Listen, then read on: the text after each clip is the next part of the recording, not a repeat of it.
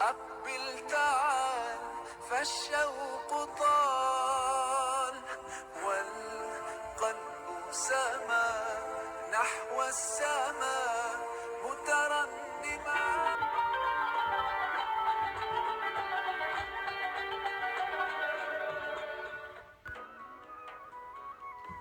مرحب مرحب يا هلال، أهلا أهلا كيف الحال.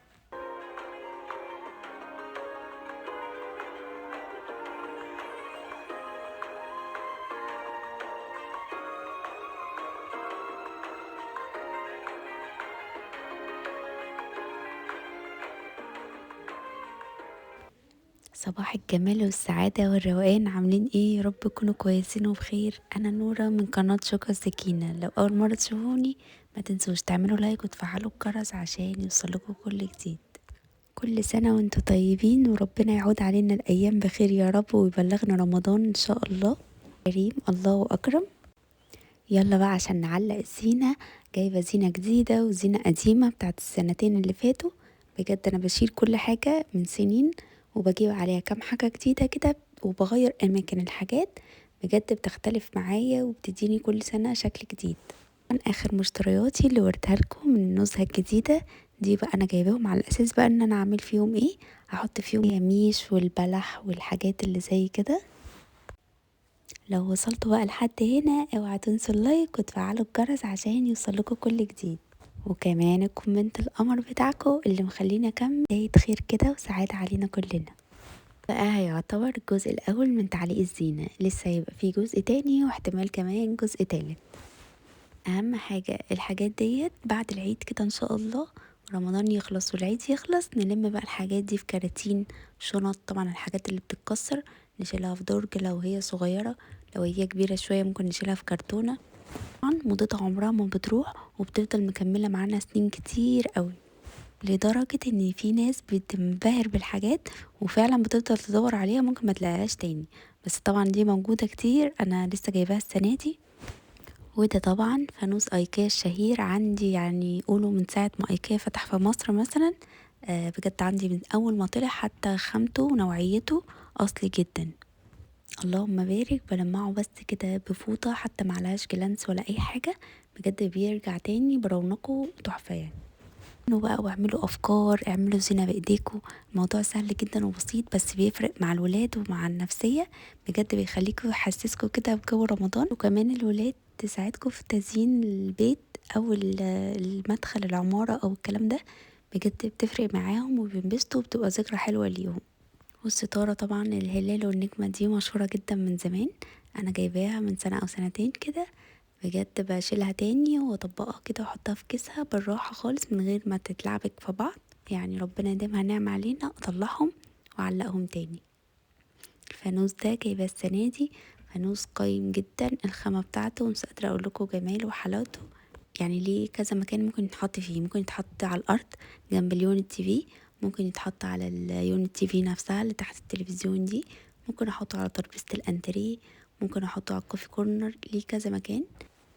هو حلو وأنيق وحلو في كل حالاته بجد. لونه مميز، كان فيه من الأسود بس أنا حبيت الأبيض جدا. عندكوا أفكار كتير جدا، ممكن لو عندكوا شجرة كده صغيرة تجيبوا بيبي لايت أو لايت عادي وتلفوها على الشجرة، بجد هتديكوا تجديد كده وبهجة. وإن شاء الله هنعمل أفكار حلوة كتير هتعجبكوا. الفانوس بقى حطيته على الترابيزة، شوية على لون التي في شوية في الأرض. حلو في كل الأماكن بصراحة. قولولي بقى لو عجبكم فين، على الترابيزة ولا لون التي في ولا أحطه على الأرض أحسن. بس هو جواه اللايت جاهز كده ب355 تقريبا. ده فانوس تاني بس كان عندي قبل كده. بجد شكله بقى اللي عارفين اللي هو النحاس ده بتاع زمان اللي هو كنا نحطله شمعة، هو ده. انا بحب انوع، يعني عندي المودرن وعندي الكلاسيك القمر ده اللي مدته عمرها مش بتروح.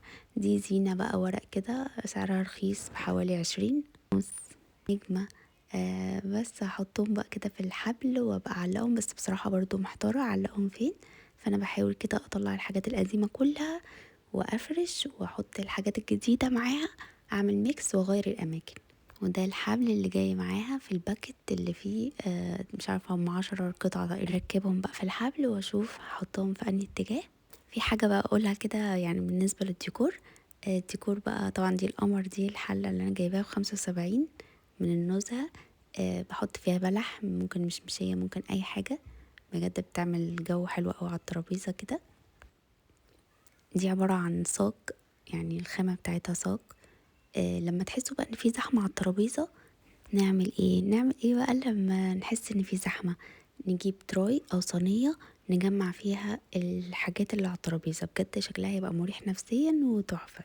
هنا بقى شغلت بكار وانا بعلق الزينة كده، حسيت فعلا اني يعني رجعت كده 20 سنة لورا مثلا، نعمل لنفسينا ولولادنا اجواء حلوة. دي طبعا شخصيات الليلة الكبيرة. طبعا لو في بقى ديكورات تانية يعني ما تحسش ان هي لايقة على جو رمضان، بنشيلها عشان ما نحسش ان في زحمة. هنا كارما بقى بتحاول تحط الزينة كده في الحبال، بيفرحوا قوي بجد الولاد. أقبل تعال فالشوق طال والقلب سما نحو السماء. قمر بوكي ده كمان في طمطم.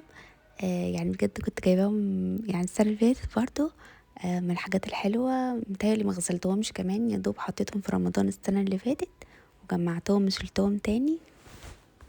طبعا اكيد في منهم اشكال والوان، بس دول اكتر شكلين يعني حسيتهم رايقين كده وحلوين. احاول بقى الكرسي ده الالوانات دي لايقه على هنا اكتر، الروز لايق على الكرسي الروز اكتر. حاولت اعمل ميكسات كده انا وكرمه.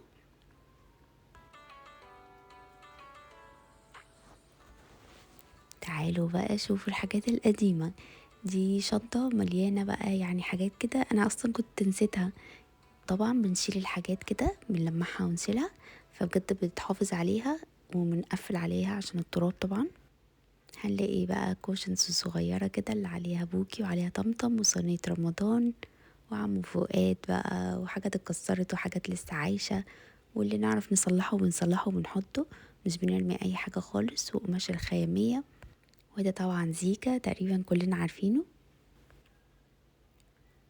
والهلال انا اللي عاملاه السنة اللي فاتت. جبت كرتون كده وقصيته على شكل هلال، وبعدين مشيت عليه بالخيط وعملته بقى بالشمع، لزقته. ممكن احطه في كاس، ممكن احط عليه ليد كده بيبي لايت صغير.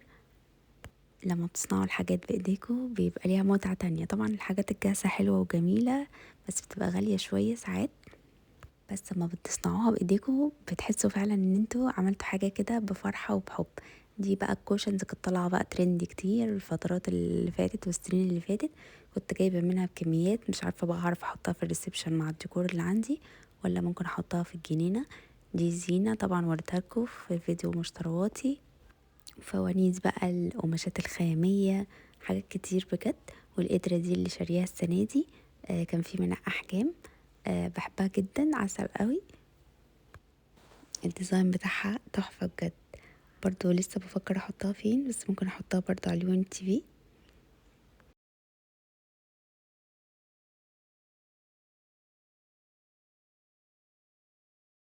وفي ناس طبعا بتسيب الزينة كده متعلقة لما تتطرب وتتقطع وتبقى شكلها مش لطيف.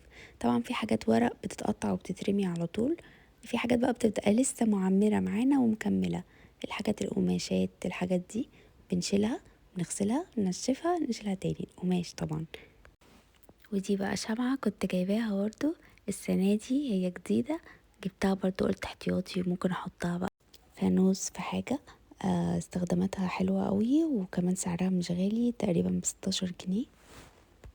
الفيديو لسه مكمل، ما تمشوش عشان جايبة مشتريات كده يا قمر.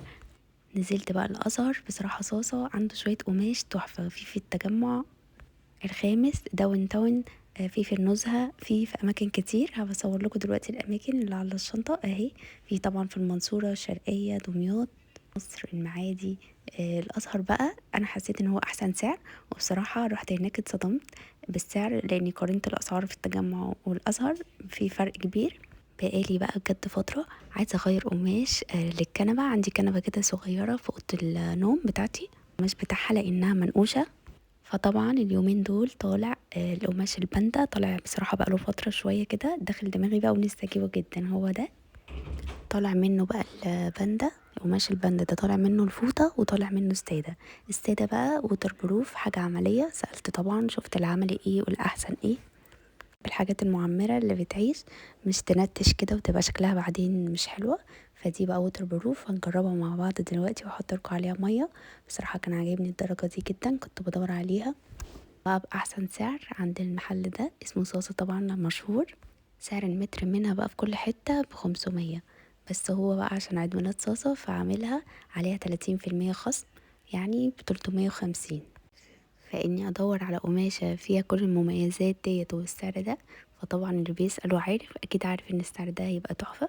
350 المتر، سعر جميل جدا للخامة دي. طبعا زي ما شفتوا دلوقتي الوتر بروف طبعا مش المية بتمشي من عليها بسرعة، مش بتمتص المية خالص ولا التراب ولا الحاجات دي، وسهلة التنظيف. قلت بقى الفرصة وقلت اكمل شوبينج كمان، قلت بقى انا في الازهر فاجيب حاجات بقى بسعر كويس. بصراحة الليد ده انا نفسي اعمله عندي في البرجيلة اللي في الجنينة، ونفسي كمان امشي حاجة معينة الارض كده، يعني حوالين النجيلة. اكيد هتفهموني بس لما تشوفوا الفيديو جاهز. اجهز الحاجات كده عشان لما الكهربائي يجي يبقى حاجته جاهزة، وهنبقى نشوف مع بعض الفينش النهائي. والسبراي ده طبعا بيترش بيه اي حاجة، هنرش بيه حاجات كتير مع بعض. بس انا قلت اشتري المشتريات والمسامير طبعا محتاجينها في حاجات كتيرة. وده بقى برضو ليد، نوع من انواع الليد كده، هتتحط في السقف، مش في السقف يعني في البرجيلة من فوق. بجد نزلت هناك جبت كل مشترياتي وبسعر احسن من الاسعار اللي هنا. بالنسبة بقى للقماش بتاع الكنبة اللي عندي في اوضة النوم هوريكم شكلها. بالنسبة ليها ده احسن سعر قماش. انا شفت كتير حاجات مستوردة وحاجات مصري، وعند نجيب سليم وعند شاطة، طبعا كل الماركات دي مشهورة جدا. بس بجد اول مرة اعرف ان السعر في التجمع غير السعر في الازهر، وبيبقى نفس الماركة ونفس مثلا صاصة، بس هو عامل عيد ميلاد بتاع صاصة نفسه فعامل 30% خصم. انا قلت بس انزل لكم المقطع دوت عشان لو عايزين تشتروا اقمشة تلحقوا تشتروا قبل شهر 2 ما يخلص، عشان هما بيقولوا ان شهر 2 الدنيا بتبقى مريحة فيه، فعشان كده عاملين خصم. وبالنسبة كمان ان هو عيد ميلاده فعامل خصم. ده بقى ليد كده عجبني جدا. انا بقى مش قادره اقول لكم سعره كام، يعني لازم تدوروا عليه لان انا جبته كده من حد، قعدت ادور ما يعني لحد ما لقيت. طبعا الشكل ده تقليدي جدا وعادي، بس ما شاء الله اللهم بارك. ده حلو جدا ب50 جنيه بس، و5 متر. عايزه امشيه كده على سور الجنينه عشان يحسسني ببهجه رمضان، ممكن بقى يتحط في العيد في رمضان. طبعا ليه كتير وليه وصله عشان يتصل ببعض، يعني كل واحده من دول ب5 متر بالظبط. 3 متر، في 3 في 5. انا حبيت اجيب 5 و5 يبقى 10 متر، لان طبعا عندي المساحة كبيرة ووصلتها بقى ببعض. وكمان معاها العلبة دي اللي بتغير اللون تخليه ثابت او متحرك، وانا طبعا بحب الثابت طبعا لانه بيهدي كده ومش بحس ان عيني بتزغلل شوية. فبجد انا بحب النظام دوت. اما اركبه بقى اوريهولكوا، بس قلت الحقكوا عشان لو عايزين تشتروا اقمشة ومحتارين روح عند صاصة عامل 30% خصم. طبعا احنا اولى باي خصم عشان نجيب اللي نفسنا فيه بأحسن جودة وأحسن سعر. ودي الوصلة بوضحها لكم تاني عشان نتصل ال5 متر بال5 متر.